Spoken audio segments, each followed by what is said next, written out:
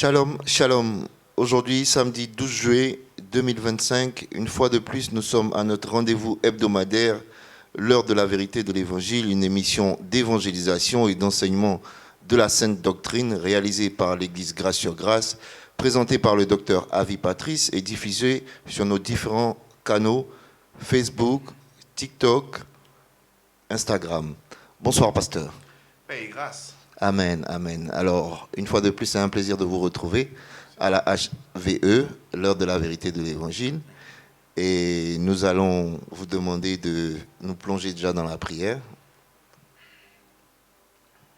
Père, nous te rendons toute la gloire. Merci pour ton amour. Merci pour ta grâce infinie, Seigneur. Nous sommes là à notre rendez-vous. Fais-nous du bien, Seigneur. Éclaire-nous, Seigneur. Montre-nous la vérité de l'Évangile. Que nous ne puissions pas marcher dans les ténèbres, mais marcher selon ta parole. Que ta parole nous éclaire. Toi qui vis et règnes pour des siècles et des siècles. Amen. Amen. Alors, nous profitons pour saluer tous nos auditeurs, tous ceux qui nous suivent depuis Facebook, depuis TikTok. Nous vous saluons et nous vous disons la bienvenue une fois de plus à votre émission L'heure de la vérité de l'Évangile. Alors, pasteur, nous sommes toujours dans le grand séminaire qui parle des mensonges du diable. Et le samedi dernier, nous avons parlé des différentes foi. Alors, je pense que nous allons continuer dans cette lancée. Alors, la parole est à vous. Alors, effectivement, nous sommes depuis plus de 5 mois sur les mensonges du diable. Et 3 samedis maintenant, nous sommes en train de parler de la foi. Et nous sommes là avec notre son de cloche, afin de pouvoir apporter la vérité de l'Évangile. Bonsoir, chers tous. Je suis très heureux que vous soyez là à notre émission, la HVE, l'heure de la vérité de l'Évangile. Nous sommes ravis de vous retrouver encore pour notre moment précieux d'étude et de partage. Je prie que votre cœur soit ouvert pour que nous puissions ensemble mettre la parole de notre Seigneur Jésus-Christ. C'est comme ça que nous avons, les 3 samedis, nous avons parlé de la foi. Nous sommes venus avec notre son de cloche, la foi qui est centrée uniquement que sur Christ et son œuvre, non pas sur ce que nous devions faire ou non pas les défis qui se présentent devant nous. Nous avons tendance, lorsque nous avons les défis, à véritablement croire aux problèmes pour nous tuer, pour nous faire du mal. Ou encore, le diable nous fait comprendre que nous devions avoir foi en ce que nous devions faire pour que Dieu puisse nous bénir. Alors que la véritable foi, c'est ce que Jésus-Christ a déjà fait pour nous, pour que nous puissions ensemble jouir des grâces et des bénédictions. La Bible déclare que c'est par la foi que nous avons accès à la grâce. Donc, il est important de comprendre le moyen par lequel nous recevons cette grâce. Ce samedi encore, nous allons tourner autour de cette foi et nous allons mettre en relief la foi en nous-mêmes, la foi en les défis ou le diable ou la foi en Christ. Parce que ce sont ces 3 foi-là qui nous régissent tous les jours de notre vie. Soit nous croyons en nous-mêmes, soit nous croyons en ce que Jésus-Christ a fait, ou nous croyons au mauvais témoignage ou à l'œuvre de l'ennemi de notre vie. Pour ce faire, nous allons prendre aujourd'hui le livre de Luc, chapitre 8, à partir du verset 22 au verset 27. Je lis la parole du Seigneur. Un jour, Jésus monta dans une barque avec ses disciples. Il leur dit, passons de l'autre côté du lac. Et ils partirent. Pendant qu'ils naviguaient, Jésus s'endormit. Un tourbillon fondit sur le lac. La barque se remplissait d'eau et il était en péril. Il s'approchait et le réveillait en disant, Maître, Maître, nous périssons. S'étant réveillé, il menaça le vent et le flot qui s'apaisèrent et le calme revint. Puis il leur dit, où est votre foi? Saisis de frayeur et d'étonnement, ils se dirent les uns aux autres, quel est donc celui-ci qui commande même au vent et à l'eau et à qui ils obéissent? Alléluia. Nous bénissons le Seigneur pour cette parole extraordinaire. Alors, lorsque nous abordons ce texte avec notre arrière-plan, au premier verset, la Bible dit, un jour, Jésus monta dans une barque avec ses disciples. Et il leur dit, passant de l'autre côté du lac et il partit pendant qu'il naviguait. Donc, lorsque nous voyons le moyen de transport, nous parlons d'une barque qui doit quitter un point A de l'autre côté. Donc le Seigneur est prêt à naviguer, il est prêt à voyager avec qui? Mais avec ses disciples. Bien nous dit que nous sommes étrangers et voyageurs sur cette terre. Donc de l'autre côté, nous voyons une barque et nous voyons Jésus et ses disciples monter dans cette barque-là. Nous devons comprendre que toute parole est inspirée de Dieu pour notre maturité. Donc, lorsque nous abordons un texte, nous devons essayer de comprendre avec la vie chrétienne et quelles sont les leçons que nous devions véritablement comprendre et s'en procurer. Donc, lorsque nous voyons le Seigneur Jésus-Christ monter dans la barque avec ses disciples, nous pouvons le considérer comme la vie chrétienne qui est comme un voyage. Parce que Pierre nous dit que nous sommes étrangers et voyageurs sur la terre. Et dans ce cheminement, la Bible dit, passons de l'autre côté du lac. Donc, ils sont en train de faire quoi? En train de naviguer. Et ils partent. Pendant qu'ils naviguaient, Jésus s'endormit. Un tourbillon fondit sur le lac. La barque se remplissait d'eau et ils étaient en péril. Donc, dans ce voyage, nous sommes dans ce voyage avec notre Seigneur Jésus-Christ. Parce que dans la barque, dans cette vie chrétienne n'est pas avec des amis. Cette vie chrétienne, ce n'est pas avec ton père ou ta mère. Cette vie chrétienne, c'est avec le Seigneur. Parce que c'est le Seigneur qui est dans cette barque, pas une autre personne.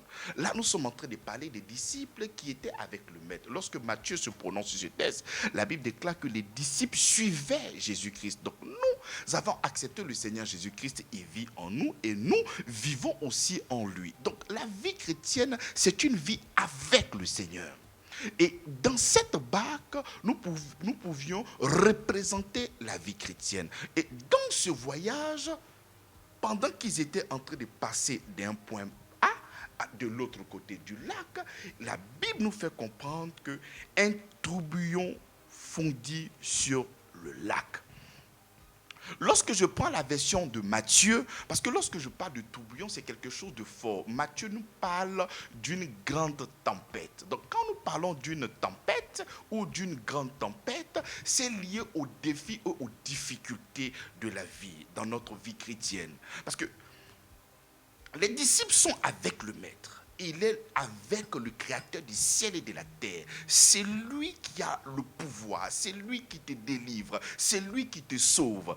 Donc, vas-y comprendre que même quand tu es avec le Seigneur Jésus-Christ, dans cette vie chrétienne dans laquelle tu es, cette vie chrétienne ne va pas t'exonérer des défis, des tempêtes et des tourbillons qui viendront. Non, tu ne seras pas exonéré. Il ne faudrait pas croire, ça serait même une utopie de croire que parce qu'aujourd'hui tu es en Christ et que Christ est en toi, tu es dans la barque du Seigneur, qu'il n'y aura pas de tempête, de petites tempêtes, de grandes tempêtes ou de tourbillons. Non. La foi, ce n'est pas l'absence des tempêtes, des grandes tempêtes ou des tourbillons. La foi, c'est lorsque il y a des tempêtes, il y a des grandes tempêtes, il y a des tourbillons, mais nous avons le regard fixé sur notre Seigneur Jésus-Christ.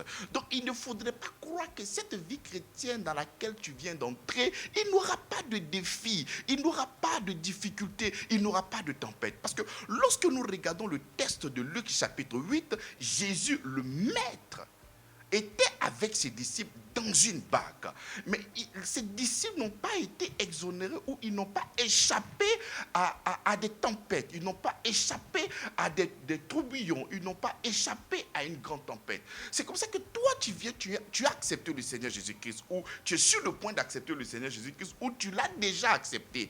Donc, il ne faudrait pas croire dans ton esprit que parce que tu es avec le Maître, il n'aura pas de tourbillon. Nous continuons le texte. Il dit, un tourbillon fondu sur le lac, la barque se remplissait d'eau et ils étaient en péril. Donc là, effectivement, les gens sont en train de naviguer. Et le défi majeur, c'est de l'eau. C'est la tempête qui va s'abattre sur le lac et l'eau va commencer à envahir quoi? Mais la barque. Donc nous représentons ici ces défis, cette tempête ou ces tourbillons par quoi? Mais par des maladies. Par des factures impayées, par le travail, le chômage et beaucoup de défis majeurs auxquels nous sommes confrontés chaque jour de notre vie. Donc, en lieu et place des tempêtes, des tourbillons ou des grandes tempêtes, nous les voyons dans des difficultés, dans des maladies, dans toutes ces choses dans lesquelles nous sommes en train de traverser. Donc, nous pouvions véritablement être en Christ et avoir ces genres de défis. Mais quelle est donc l'attitude que nous devions avoir lorsque ces tempêtes, lorsque ces tribulations, lorsque ces défis-là seront en train de venir? Et j'aimerais mettre un point d'honneur sur ces personnes qui étaient avec Jésus. C'était des marins, c'était des grands pêcheurs. Ils passaient leur vie à pêcher. Pierre, c'était un pêcheur. Donc, ce sont des personnes qui sont habituées à naviguer sur l'eau. Ce sont des personnes qui sont habituées à sortir, aller à la pêche.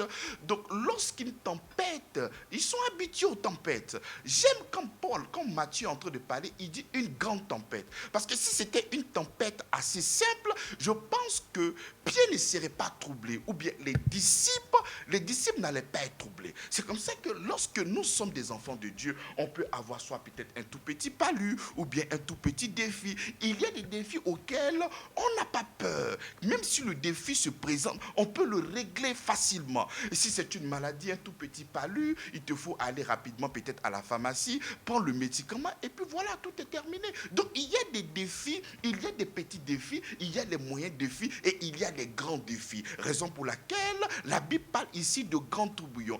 Parce que ici, Pierre, des gens qui étaient des marins, qui avaient pour habitude d'aller en mer, si ils ont estimé, parce que par le témoignage qui suivra, ils seront vraiment paniqués au point où ils vont réveiller le maître. Donc la tempête qu'ils ont vu que ce n'est pas une tempête ou une petite tempête. Ils ont considéré cette tempête-là comme une tempête qui pouvait faire peur. Et Luc dit un tourbillon. Donc face à ce tourbillon-là, nous connaissons notre capacité, nous connaissons notre force, on connaît la force de cette barque-là, on connaît toutes ces choses que nous pouvions engager afin de pouvoir lutter contre une tempête. Mais ce qui est en train de venir là, nous savons que l'engin, le moyen par lequel nous sommes en train de nous déplacer est inférieur à ce tourbillon qui est en train de venir. Lorsque nous transposons cette vérité dans la vie chrétienne, lorsque nous avons des petits défis, on peut les régler. Lorsque nous avons des petites maladies, on peut les régler. Lorsque nous avons des moyens défis, on peut toujours les régler. Mais le problème arrive lorsque le problème que nous avons nous dépasse. Lorsque ce sont des tourbillons. Lorsque c'est compliqué, lorsque c'est une maladie qui est incurable, tu vas dans toutes les pharmacies, tu allais voir dans tous les métiers, tu vois dans tous les hôpitaux, tu as rencontré tous les grands médecins, mais tout ce qu'ils peuvent te dire, c'est d'attendre le jour de ta mort. Parce que toi, pour régler ton problème de maladie, nous n'avons pas les moyens. Tout ce que nous pouvons te dire, c'est que tu puisses commencer à laisser ton testament, parce que forcément la mort va te trouver. Donc là, tu es confronté à quelque chose qui est plus fort que toi. C'est un tourbillon, c'est une grande tempête, c'est difficile. Et lorsque tu arrives à ce mur de difficultés, tu ne peux que proclamer « nous mourrons ». Pierre, face à ce défi majeur, cette grande tempête, ce tourbillon, il est allé réveiller le maître. Et il a dit « Maître, mais nous mourrons ». Pourquoi? Parce que la tempête qu'il a vue, si c'était une petite tempête, il allait compter sur sa capacité. Et il allait compter sur le gabarit de quoi? De sa barque. Tu vois, il ne pouvait que compter sur son propre système. Si jamais c'était une petite tempête, on n'a pas besoin de réveiller le maître. On pouvait gérer le conflit. Si aujourd'hui, tu as un enfant qui est blessé, qui a des petites maladies, non, tu n'as pas besoin d'invoquer le Seigneur. Ce sont des choses que tu vas régler, mais facilement. Mais lorsque le défi est majeur, c'est là que tout commence à aller en vrille. Humainement parlant, lorsque ces personnes ont vu cette tempête, ce tourbillon, une grande tempête, ce tourbillon, mais ils ont eu peur. Humainement parlant, nous sommes des hommes, on peut avoir peur. On peut manifester ce genre de sentiment, mais nous ne devons pas demeurer dedans. Parce que lorsque nous demeurons dedans, nous n'avons pas le regard fixé sur le Seigneur Jésus-Christ. L'apôtre, en ce moment, lorsqu'il a vu cette tempête, il était paniqué. c'était difficile pour lui. La seule solution qu'il devait faire, c'est aller réveiller le maître. Mais quel est donc l'état lorsqu'il partait réveiller le maître? Mais il était paniqué, il était horrifié, il était tétanisé. Il commençait à confesser qu'il était en train de mourir. Aujourd'hui, nous avons Jésus-Christ dans notre barque. Mais ce n'est pas un ami qu'on pourra peut-être le réveiller comme ça. Il est en nous, il est dans notre cœur. Il n'est pas là physiquement, mais il est là en esprit. Donc ce n'est pas comme un ami, comme un partenaire qui est près de nous que nous pourrions aller peut-être réveiller. Donc nous avons la conscience de ce qu'il est pour nous. Nous savons qu'il est Dieu, il est tout puissant, il a donc cette capacité de faire toutes choses. Donc lorsque nous sommes confrontés à des défis majeurs, nous voyons Pierre ici qui a eu confiance que la tempête qui vient là a cette capacité de les terrifier. Il sait que cette tempête qui est en train de venir est une tempête qui est forte, est une tempête qui est puissante, une tempête qui peut détruire cette barque là. Mais le problème c'est que ils ont oublié que c'est lui qui est dans cette barque-là, mais il est le Dieu tout-puissant. Il est le créateur du ciel et de la terre. C'est lui qui peut commander et les choses vont se calmer. Mais ils n'avaient plus la conscience. Ils étaient subjugués par la peur. Donc quand ils partaient parler au Seigneur, ils ne parlaient pas avec la foi. Ils parlaient parce qu'ils étaient traumatisés. Ils parlaient parce qu'ils pensaient qu'ils avaient mouru. Donc Seigneur, fais quelque chose dans notre vie. Le problème dans cette génération, c'est que le Seigneur Jésus-Christ a déjà fait des choses pour nous à la croix de Golgotha. Amen. Il a tout fait. Et nous devions maintenant avoir le regard fixé. On ne doit pas être paniqué. C'est tout à fait normal que nous puissions avoir peur. Parce que tu ne peux pas voir une tempête comme ça et ne pas avoir peur. Mais que cette peur ne demeure pas là où tu es. Il faudrait que la foi en Christ puisse monter afin de pouvoir vivre véritablement cette foi et bénéficier et jouir de la grâce manifestée en Jésus-Christ qui est notre protection, qui est notre délivrance et qui est notre salut. Amen. Donc Pierre en ce moment, il regarde la tempête et il dit que nous mourrons. C'est comme ça que le docteur peut te diagnostiquer. Cette tempête-là, c'est la maladie dans laquelle tu es. Et quand tu vas voir ça, tu vas dire, oh Seigneur, je meurs. Non, ce n'est pas Seigneur, je meurs. C'est Seigneur, toi, à la croix de Golgotha, tu es parti au pilori. Tu as été frappé. Chaque coup qui tombait sur toi était pour ma délivrance. Je proclame que quelle que soit la tempête, je proclame, quelle que soit la grande tempête, je proclame que quel que soit le tourbillon, toi, tu es dans ma barque. Et tu as cette capacité de parler à la mer, de parler au vent, et ces choses-là vont se calmer. Donc Amen. nous proclamons la parole de foi. On ne va pas proclamer ce que nous voyons, parce que ce que nous voyons, c'est déjà un fait. Nous sommes en train de vivre cette situation-là. En ce moment, nous devons proclamer maintenant Jésus-Christ. On ne doit pas être subjugué par la peur. On ne doit pas être subjugué par la crainte. On ne doit pas être horrifié. On ne doit pas être tétanisé. On ne doit pas sombrer dans la dépression. Nous avons un Seigneur. Nous avons le roi des rois. Nous avons Christ qui est dans notre barque. Ce soir, j'aimerais que tu puisses réaliser véritablement que Jésus-Christ est dans notre barque. Il est dans notre barque. Ou du moins, tu es dans sa barque. La Bible déclare que lui en nous et nous en lui. Donc c'est un mélange. Donc, lorsque je suis en train de parler des trois types de contenu de foi, le premier, j'ai dit, c'est compter sur Christ et son œuvre. Deuxième, c'est compter sur ce que toi tu dois faire pour que Dieu puisse agir. Ou troisième, c'est de compter effectivement sur la puissance du diable. Donc, en fonction de cette lecture biblique, nous allons mettre en relief les trois défis. Donc, prime abord, nous devions véritablement compter soit sur le Seigneur, mais nous le cartons pour le moment. Le diable vient te faire comprendre qu'en réalité, tu dois compter sur ton système. Tu dois compter sur ce que tu dois faire. Tu dois compter sur tes pratiques, sur ton système sécuritaire pour ta santé, pour ta guérison. Le problème, c'est que lorsque la tempête est plus élevée que tes moyens, c'est là que tout part en vrille.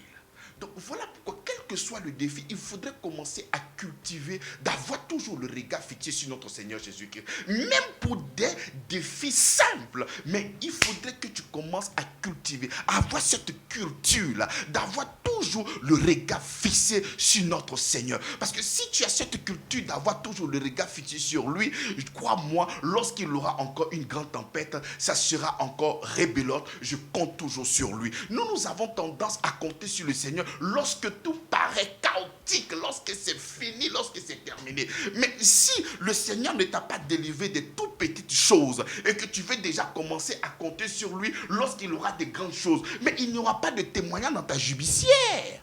Alors que si tu es déjà habitué à compter toujours sur le Seigneur, même pour les petites choses, lorsque les grandes choses seront là, tu vas toujours compter sur lui et ces choses-là seront comment? Seront extraordinaires. La Bible dit que si tu n'es pas fidèle dans de peu de choses, mais tu ne seras pas fidèle dans de grandes choses. Donc même si tu penses que lorsque le défi sera majeur, c'est là que tu vas compter sur lui. Non, ça, ce n'est pas la foi. Ça, c'est, j'ai fait comment?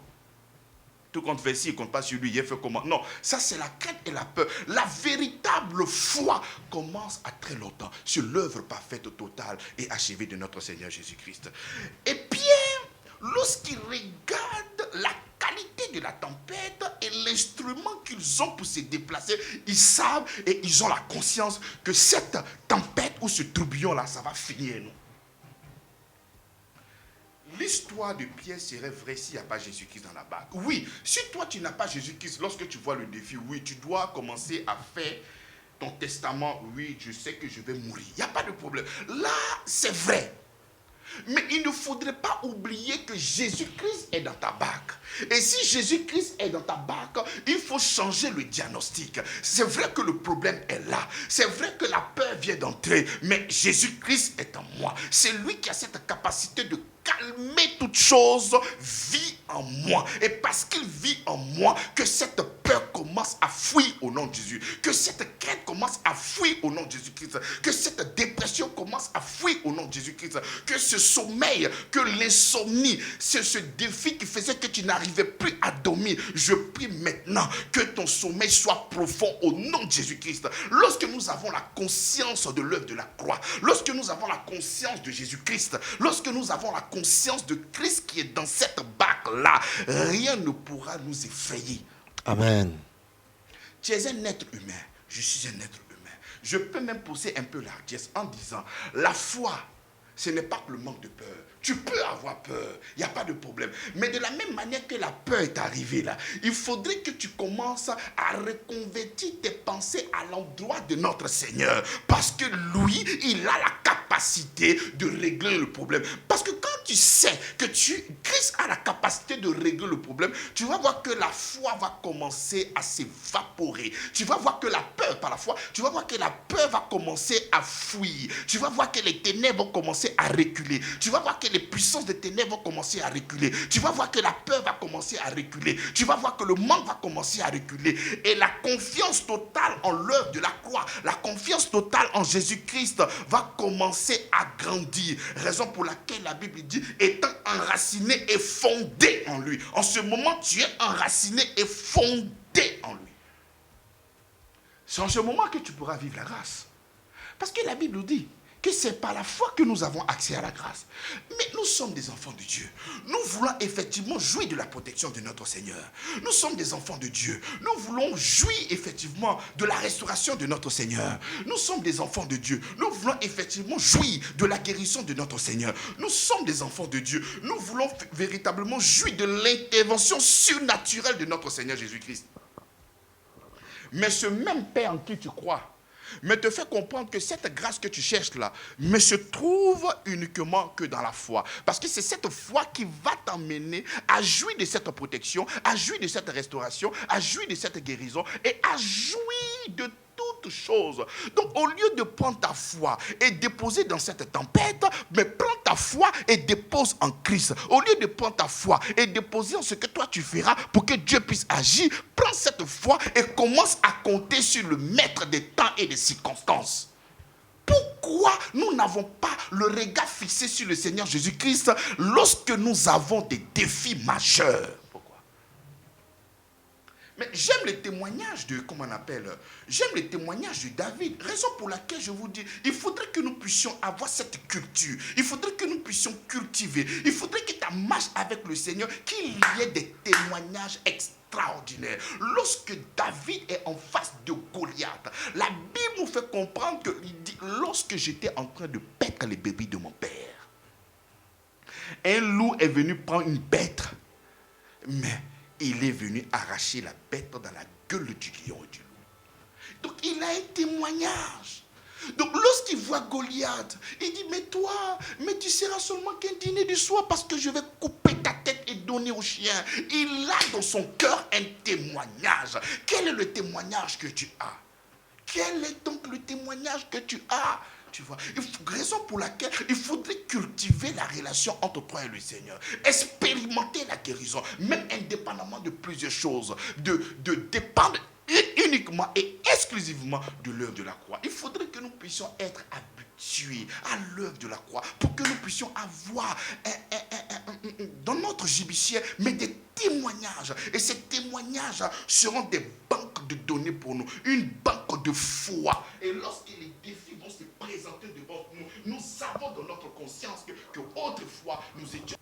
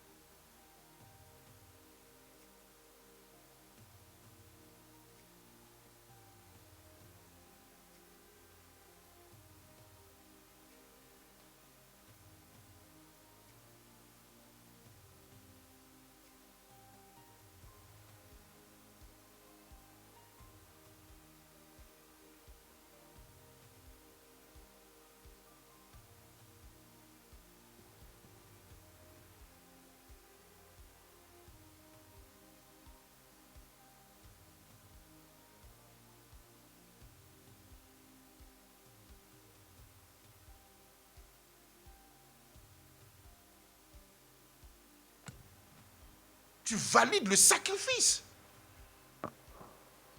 Et tu ne crois pas véritablement en l'œuvre de la croix, mais tu crois plutôt à Satan.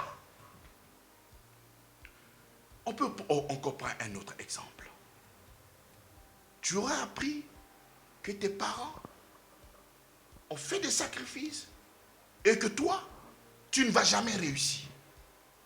Et effectivement, tu as essayé de faire plusieurs activités, mais rien ne passe.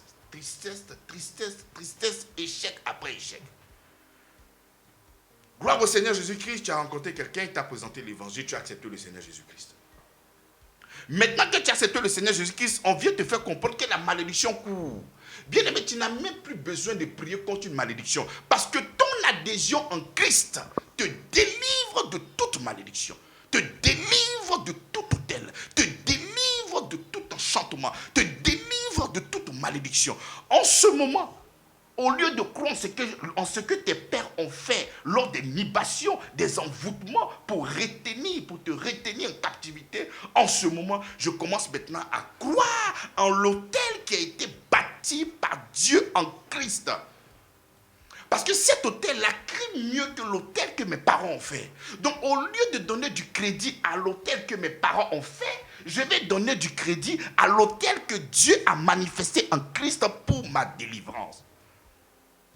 C'est comme ça que nous voyons des enfants de Dieu qui disent qu'ils sont chrétiens, mais qui accordent du crédit au diable.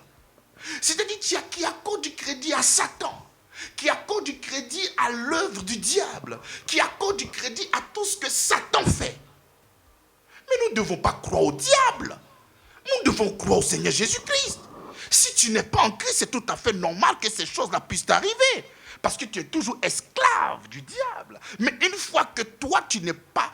Tu es déjà en Christ. Une fois que tu es entré dans cette maison, la Bible déclare que tu es ses concitoyens, membre de la maison du Seigneur. La Bible dit que tu as été délivré de la puissance des ténèbres. Maintenant, si tu as été délivré de la puissance des ténèbres, mais pourquoi continuer à croire que le diable te retient? Comment continuer à croire que le diable a encore le pouvoir sur toi? Nous avons reçu une parole en Christ qui nous dit « Toute âme forgée contre toi est nulle et sans effet ». C'est à cette parole-là que nous avons dit oui et amen. Et nous avons accepté Jésus-Christ comme notre Seigneur et notre Sauveur. Sauveur parce qu'il nous délivre de la puissance totalité esclavagisme de Satan. Et de l'autre côté, nous avons aussi le diable qui vient nous donner une information que nous sommes toujours sous le pouvoir totalité et esclavagisme de Satan. Donc voici les deux paroles-là qui sont données. J'accorde du crédit à quelle parole? À la parole de Satan ou à la parole de Christ? Oh, mais force est de constater que nous qui sommes les enfants de Dieu, tellement que le diable nous a malmenés, tellement que le diable nous a massacrés, tellement qu'il nous a piétinés, tellement qu'il nous a enchaînés autrefois, mais nous avons toujours la conscience du diable et la conscience de l'œuvre de la croix. Nous le relayons ça au millième point. C'est ça qui n'est pas juste. C'est ça qui n'est pas correct. Raison pour laquelle je dis que la foi ne cible que Christ. La foi ne cible que Christ. La foi ne cible que Christ. La foi ne cible que Christ. J'aimerais que l'écho de cette voix-là résonne dans ton cœur. La foi ne cible que Christ. La confiance est à l'endroit de notre Seigneur et de ce qu'il a fait pour nous. Pas autre chose. Si nous sommes en train de parler de la foi véritablement, parce que lorsque j'ai fait l'introduction de la foi, j'ai dit que c'est un mot commun. Le diable utilise la foi, tous les religieux utilisent la foi, tout le monde, même les féticheurs, utilise la foi. Lorsque tu vois un dozo et que tu dis au dozo, je vais tirer sur toi, il dit, il faut tirer, mais c'est parce qu'il a confiance en son fétiche. C'est parce qu'il a confiance en ce qu'il a fait. Nous, notre foi cible Christ. Lui, sa foi cible le fétiche, ce qu'il doit faire ou ce qu'il a fait. Mais nous, notre foi prend ses racines, mais dans le passé, et nous portons les résultats maintenant jusqu'à dans l'éternité, au nom de Jésus-Christ. Ce n'est pas maintenant que nous devions faire quelque chose, parce que Christ a déjà fait pour nous. Donc, plusieurs personnes parlent de la foi, mais une foi vide. Une foi vide, une foi qui ne montre pas l'œuvre de la croix, une foi qui te présente au milieu. Mais raison pour laquelle le seul témoignage des enfants de Dieu que nous sommes, mon frère, tu as accepté le Seigneur Jésus-Christ, ça va aller, Dieu va te délivrer, viens faire ton offrande, le Seigneur va te délivrer, viens faire ci, Dieu est avec toi. Non, la promesse arrive, attends là, Dieu va faire quelque chose, les hôtels de la famille seront détruits, le programme du soir, on va détruire les hôtels, oui, Dieu va faire encore, ne t'inquiète pas, ça va aller, le Seigneur va faire quelque chose, viens faire ton offrande, viens payer ta dîme, viens bâtir des hôtels. C'est tout ce que nous connaissons dans la foi chrétienne. Ce que nous connaissons dans la foi, c'est-à-dire toute la Bible qui nous est donnée pour notre instruction, tout ce que nous connaissons, c'est Dieu va faire. Alors que la Bible ne sort pas avec un message de Dieu va faire, c'est Dieu qui a déjà fait en Christ. Amen. Mais nous n'avons pas la conscience. Voilà pourquoi le moyen par lequel tu dois recevoir la grâce, qui est la foi, mais puisque tu ne connais pas, c'est comme ça que ta grâce est hypothéquée. Parce que normalement, tu devrais recevoir cette grâce, tu n'arrives pas à recevoir parce que le moyen d'y arriver est déjà boycotté. C'est une foi qui cible ce que toi tu dois faire, alors que nous devions prendre les racines depuis dans ce que Jésus-Christ a fait il y a plus de 2000 ans pour que nous puissions jouir. Et c'est comme ça que nous sommes vaincus, mes bien-aimés, dans la foi. Ça fait maintenant 3 samedis que nous sommes en train de parler de la véritable foi. La foi qui cible le Christ. Je te pose la question, toi qui me suis, quel que soit le réseau, peut-être YouTube, peut-être Facebook, mais quelle est cette foi que tu engages? C'est une foi qui est basée sur toi et tes œuvres? Je te pose la question. Réponds-moi dans ton cœur. Est-ce que ta foi là, c'est ce que toi tu dois faire pour que Dieu puisse agir? Si tu veux avoir l'argent, il faut jeûner. Si tu veux avoir l'argent, il faut prier. Si tu veux avoir l'argent, il faut s'aimer. Et quand tu vas faire, Dieu va te donner. Est-ce que c'est cette foi là que tu as? Je te pose la question. Si tu veux que le Seigneur puisse te guérir, il faut jeûner. Si tu veux que le Seigneur puisse te guérir, il faut venir faire une alliance de guérison. Viens bâtir un hôtel pour la guérison. Est-ce que c'est ça ta foi? Si c'est ça ta foi, il faut savoir que tu n'es pas encore dans le christianisme. Ça, c'est le judaïsme. Le judaïsme te demande de faire. Le judaïsme te ramène à la loi. Il faut faire pour que Dieu puisse agir dans ta vie. Si c'est ça ta foi, il faudrait que tu puisses reconsidérer, parce que ça, ce n'est pas la foi qui sauve. Ça, ce n'est pas la foi en Christ. Ça, c'est la foi en ta capacité. Ça, c'est la foi en toi-même. Et la foi en toi-même ne trouvera pas la grâce. La Bible déclare que je suis le chemin, la vérité et la vie. Il est lui-même la grâce et il est lui-même l'objet de la foi. Donc, s'il est la grâce et qu'il est l'objet de la foi et que tu ne t'approches pas de lui, c'est lui qui est la carrière de notre foi. Mais si tu ne bases pas sur lui et que tu dois baser sur ce que tu dois faire, mais zéro. Tout ce que nous faisons n'est que la réponse à son amour. Parce qu'il nous a aimés, nous l'aimons. Et la preuve de son amour, la preuve que nous l'aimons, nous évangélisons. La preuve que nous aimons, nous faisons nos offrandes. La preuve que nous aimons, nous apportons nos dîmes. La preuve que nous l'aimons, nous partons à l'évangélisation. La preuve que nous aimons, nous le servons avec abnégation, détermination, avec fougue et zèle. Mais la racine, là où ta bénédiction se tient, là où ta guérison se tient, là où ton succès se tient, là où le bonheur se tient, là, c'est la foi en Christ, en ce qu'il a fait pour toi. Parce que tout ce qu'il a fait, il ne l'a pas fait pour lui, parce que lui, il est Dieu, il n'en a pas besoin. Il a fait pour toi. Il a fourni le matériel. Il a fourni les effets. Il a fourni la puissance. Il a fourni toutes choses. Il te demande d'avoir du crédit, de compter sur lui, et tu as cette bénédiction. Mais nous disons non, on veut compter sur ce que nous devions faire. C'est pas de ta faute, parce que tu as grandi dedans. On t'a expliqué que la foi, c'est ce que tu dois faire, alors que la foi, c'est ce qu'il a déjà fait. C'est ce qu'il a déjà fait. C'est-à-dire, même quand je t'annonce cette parole-là, même tu as peur. Et c'est ça là, c'est vrai. Donc on n'a plus rien à faire. Oui, on n'a plus rien à faire. Il faut compter sur.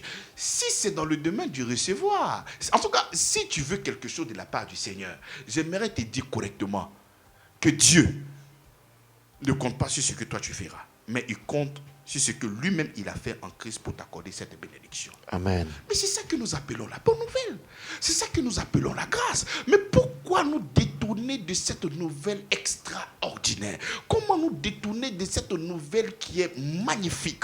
Mais comment nous détourner de cette grâce? Mais comment nous détourner de cette faveur? Comment nous détourner de tout ce que Dieu a fait pour nous en Christ et passer à un autre évangile? Pourquoi? Pourquoi passer à une autre bonne nouvelle? Mais est-ce que cette bonne nouvelle, elle n'est pas intéressante? Lorsqu'on te demande de venir faire pour que Dieu puisse faire, c'est ça qui pour toi est une bonne nouvelle? Ça, c'est de l'orgueil.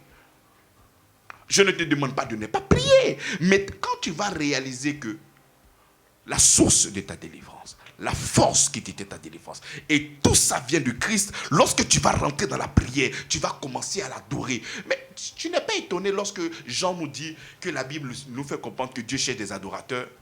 Mais parce qu'il a trouvé tous les chrétiens en train de chercher à combattre, il passe les temps à combattre. Et Dieu cherche des adorateurs, mais non, il trouve seulement que des combattants, des amazones, des guerriers en train de combattre, mais combattre qui? Alors que lui, il est déjà venu combattre pour toi. Matin, tu combats, à midi, tu combats, le soir, tu combats, tu es tous les jours en train de combattre. Mais voilà pourquoi tu ne peux pas adorer. Tu adores 2 minutes, tu loues 2 minutes, tu combats 4 heures du temps. Non, il faut commencer à louer, à adorer 4 heures du temps et pour faire 1 minute de combat. Comme tu veux forcément combattre, il faut prendre 1 minute pour faire le combat. La Bible dit qu'il attend des adorateurs. Il dit cherche. Parce que nous sommes en voie de disparition. Mais je prie qu'après cette prédication, que le Seigneur puisse te trouver en train de l'adorer. Viens dans la conscience du Seigneur, mais pour l'adorer. Adorer pourquoi? Mais pour ce qu'il est, pour ce qu'il a déjà fait pour toi à la croix de Golgotha. Il est digne de louange et d'adoration. C'est ce que Apocalypse nous dit. Il est digne de louange et d'adoration à cause du travail qu'il a fait. Mais pour nous. Mais puisque toi, le diable arrive à voler tout ce que Christ a fait pour toi, donc toi, tu n'as pas de sauveur. C'est toi qui es devenu ton sauveur. Tu te bats. Ah non, ça là, si je fais ça là, quand Dieu va voir ça là, il va me sauver. C'est-à-dire, avec ta sincérité, tu t'éloignes de Christ. Je suis vraiment désolé, mais c'est ça. Avec ta sincérité, tu t'éloignes de quoi? Mais tu t'éloignes de Christ, bien-aimé dans la foi. Raison pour laquelle j'aimerais que nous puissions retourner sur le fondement de la vérité. Retournons dans le christianisme. Retournons dans nos Bibles. Un jour, je disais comme ça, j'ai fait un commentaire sur une photo où nous voyons le Seigneur Jésus-Christ en train de taper à la porte. Et nous disons qu'il est en train de taper à la porte pour qu'il puisse entrer. Mais moi, je l'ai interprété autrement. C'est-à-dire, Jésus-Christ était dans cette salle-là, dans l'église, et ils l'ont chassé. Donc, il est en train de taper la porte de sa propre église. Et ce qu'ils ont mis maintenant à l'église, ce sont des rites, ce sont des cérémonies, c'est des rituels, c'est des combats. Et Jésus-Christ s'est éloigné. C'est-à-dire, on appelle Jésus au début de la prière et à la fin de la prière. Mais tout ce qui se passe, c'est nos œuvres. Tout ce qui se passe, c'est ce que nous faisons. Et Christ est écarté. C'est-à-dire, Christ, son œuvre de substitution et tout ce qu'il a fait sont mis à l'écart. Et c'est nous, nos œuvres maintenant qui sont engagées. Mais est-ce que toi, tes œuvres peuvent faire quoi? Paul dit que nous répandons l'odeur de Christ. Une odeur de vie. Mais en dehors de Christ, les gars, l'odeur que tu dégages, c'est l'odeur de mort. Si ce n'est pas l'odeur de Christ, tu ne pourras rien recevoir. Il faudrait dégager l'odeur de Christ, l'holocauste de Christ. C'est son sacrifice à lui. Et nous nous présentons avec son odeur. Et nous dégageons une odeur de vie, pas une odeur de mort. Si tu ne dégages pas l'odeur de Christ, c'est que c'est l'odeur de mort que tu dégages. Quelles que soient des bonnes œuvres que toi tu pourras faire, mais c'est l'odeur de mort que tu feras. Et ne dis pas que non, c'est la foi plus les œuvres. Non, ce n'est pas la foi plus les œuvres, c'est la foi plus la foi. Point. Amen. Afin de recevoir de lui. Voici un peu notre numéro de ce soir. Encore sur la foi, et nous allons voir encore le samedi prochain ce que le Seigneur nous donnera encore pour cette étude encore, au nom de Jésus-Christ. Amen, amen. Alors, une fois de plus, merci au docteur Avi de nous avoir éclairé sur les différents types de foi. Nous allons passer maintenant à la deuxième partie de notre émission. Vous avez la possibilité d'interagir avec nous, aussi bien sur les réseaux, mais en nous appelant au 07 06 06 06 52, le 01 01 01 43 13. Alors nous rappelons rapidement que l'Église Grâce sur Grâce est porteuse de l'amour inconditionnel de Dieu et de l'œuvre totale, parfaite, complète, achevée de Christ à la croix. Nous rappelons que l'Église Grâce sur Grâce est située à Toban, au quartier Camp Zinsou 3. Le programme de l'église, rapidement, c'est que les cultes se tiennent tous les dimanches de 9h à 12h, un culte de célébration et d'adoration à la gloire de notre Seigneur Jésus-Christ avec un message christocentrique. Tous les mardis, nous avons un culte de proclamation, un programme dénommé 100% exaucement de 19h à 20h30. Les mercredis sont les jours de réception du pasteur sur rendez-vous de 8h à 18h. Les jeudis, programme de délivrance par la parole de 18h30 à 20h30. Et tous les premiers vendredis du mois, une veillée de prière de 21h à 4h du matin. Nous rappelons que nous sommes à la HVE, l'heure de la vérité de l'évangile. Alors, pasteur, nous venons à peine d'atterrir de ce voyage où vous nous avez permis de comprendre tellement de choses. Mais il y a certaines questions qui me trottent dans l'esprit. Et je pense aussi pour nos auditeurs, vous avez la possibilité, comme je disais, d'interagir sur les différents canaux.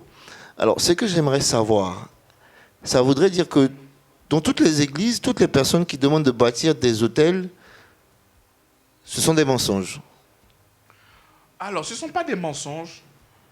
Ce sont des personnes qui sont là pour le judaïsme. Parce que c'est le judaïsme qui nous offre la délivrance par des rites, des cérémonies. Parce que dans la Bible, nous avons deux types d'enseignements. Nous avons la loi de Moïse et nous avons la grâce en Jésus-Christ. La Bible dit dans le livre de Jean chapitre 1, le verset 17, verset 16, il dit « La loi a été donnée à Moïse. La grâce et la vérité sont venues par Jésus-Christ. » Donc, ces personnes qui font recours toujours aux rites et aux cérémonies sont toujours dans l'Ancien Testament, sont toujours dans les rites et les cérémonies. Christ n'est pas encore la fin pour eux.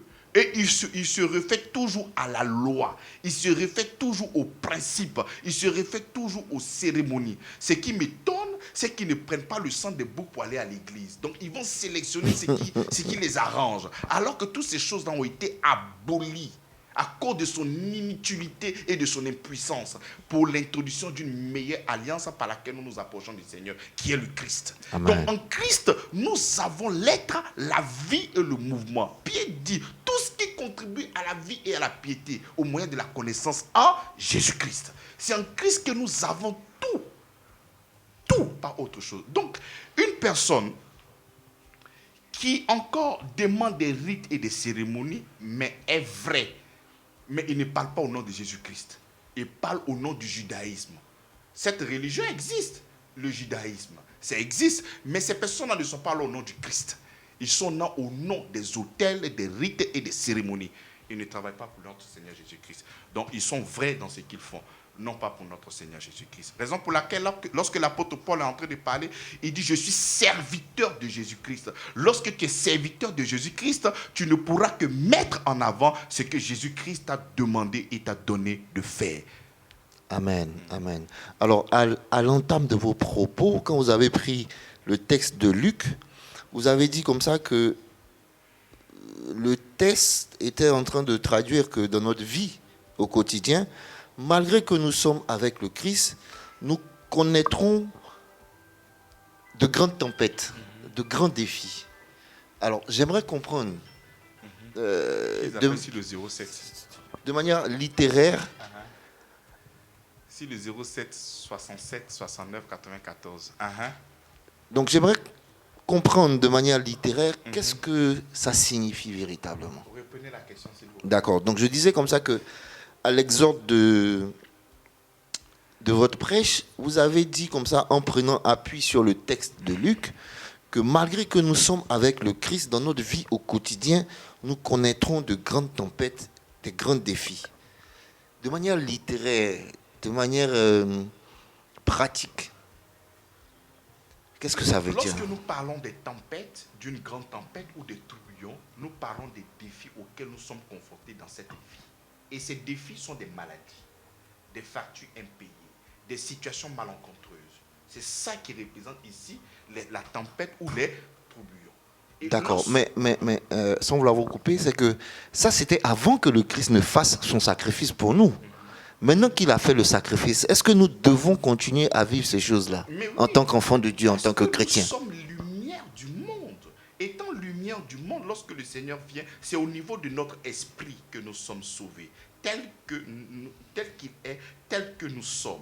Et lorsqu'il le dit en Jean, c'est au niveau de l'esprit. Mais ce corps est toujours mortel. Il est sujet à des maladies. Parce que c'est quand il viendra nous chercher que le corps sera glorieux. Donc ce corps est mortel. Lorsqu'on dit le corps est mortel, ça veut dire le corps est sujet à des maladies. Okay. Il est mortel, sujet à des maladies. Okay. Et lorsque il aura des maladies, c'est en ce moment-là, on peut représenter cette maladie comme une tempête. Comme des tourbillons. Une tempête, quand on parle de tempête, ça peut être le palu, ça peut être mal dedans. Mais quand on parle de tourbillon, ça peut être une leucémie. Oui. Ça peut être une maladie difficile où on te dit que c'est fini, tu es mort. Et c'est en ce moment-là qu'il ne faudrait pas oublier que Jésus est dans ta barque. Amen. C'est ça. Amen. En tout cas, merci beaucoup. Ça nous permet de nous éclairer davantage sur ce que nous pouvons recevoir quand même en tant qu'enfants de Dieu. Alors, aussi vous avez parlé de la foi. Comment est-ce que nous devons cibler la foi? La foi ne cible que Christ et son œuvre de substitution pour nous et tout ce qu'il a accompli. Donc, ne pas viser Christ et ce qu'il a fait est une foi, mais pas la véritable foi dans le christianisme. Pas la bonne foi. C'est pas la bonne foi.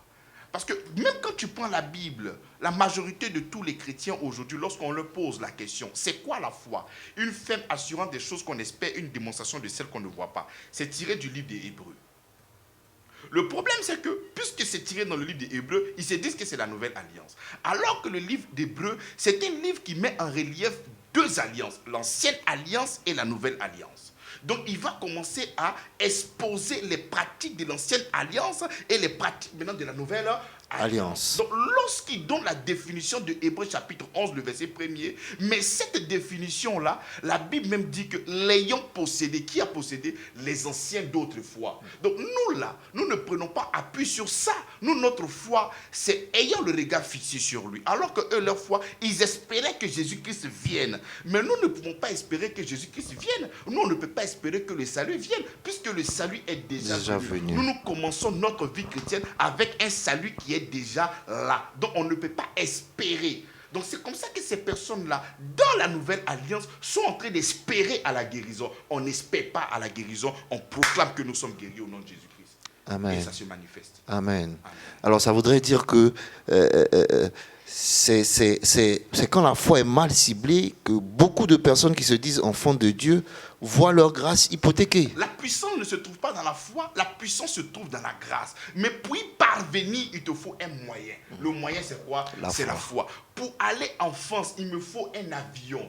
Maintenant, pour aller là-bas, il ne te faut pas rapidement le Wororo pour partir là-bas. La puissance ne se trouve pas dans le Wororo. La puissance se trouve dans l'avion. C'est ce gabarit-là qui peut t'envoyer de l'autre côté. Mais le moyen d'y parvenir, c'est rapidement le Wororo pour partir. Ou bien tu marches rapidement pour partir. C'est pas ça. Donc c'est comme ça que la foi, la puissance se trouve dans la grâce. Mais le moyen d'y parvenir, c'est quoi? C'est la foi. Maintenant, si toi, maintenant, tu utilises mal cette foi, tu n'as pas la bonne compréhension de la foi, au lieu de compter sur le Christ, toi, tu comptes maintenant sur toi-même. Tu ne pourras pas y arriver. Tu vas stagner. C'est comme ça. Amen, amen. Alors, nous rappelons rapidement le numéro de téléphone, c'est le 07 06 06 06 52, le 01 01 01 43 13. Et vous avez aussi la possibilité d'interagir sur nos différents canaux, TikTok, Facebook et YouTube. Alors, pasteur, nous sommes pratiquement en fin de notre émission, mais j'ai bien aimé une parole que vous avez dite, c'est que Paul dit que nous répandons l'odeur de Christ. Alors, je rappelle le numéro de téléphone parce que c'est... Oui? Shalom.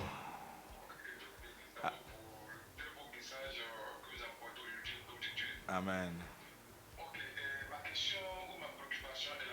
Oui. Aujourd'hui, on entend les témoignages dans ces églises où on engage les œuvres. Par exemple, la dame dira que je suis venu et je ne me mariais pas. Mais c'est quand j'ai payé mon offrande, c'est quand j'ai fait telle action que j'ai eu le mariage. Et le résultat est palpable. D'autres m'ont dit non, j'avais le visa qui était bloqué. Mais quand j'ai fait l'action que l'homme de Dieu a demandé, c'est ça que j'ai fait que du coup le voyage a été possible. Donc ma question est de savoir qui a agi dans la vie de ces personnes-là. Parce que ce n'est pas la foi selon l'Écriture, mais ces personnes ont œuvré pour obtenir des résultats. Est-ce que c'est le Seigneur qui a agi ou bien je ne sais pas. C'est ma question. Très bien. Alors merci bien, nous avons bien écouté votre question. Le docteur va y répondre. Alors, nous les hommes, nous protégeons beaucoup l'institution. Nous aimons protéger la doctrine.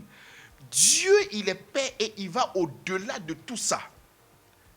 C'est-à-dire aujourd'hui, Dieu créateur du ciel et de la terre, il a cette capacité d'agir dans la vie d'une personne, même quand elle est ignorante. Je prends mon cas. Avant que je puisse connaître le Seigneur Jésus-Christ, avant que je puisse véritablement le connaître, mais j'ai cette conviction qu'il m'a protégé, mais gravement, parce que j'étais victime de la puissance du diable. Ils m'ont harcelé, ils voulaient décimer.